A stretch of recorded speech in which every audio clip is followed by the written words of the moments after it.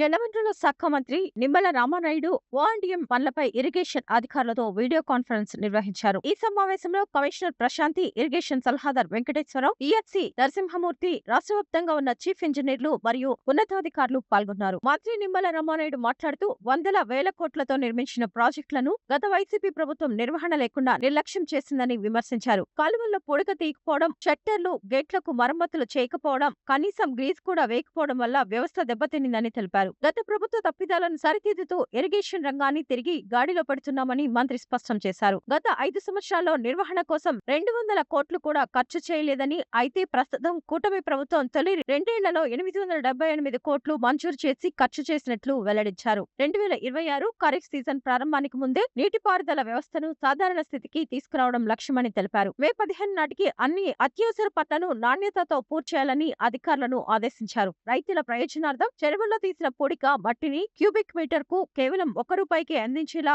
అనుమతులు ఇచ్చినట్లు మంత్రి తెలిపారు.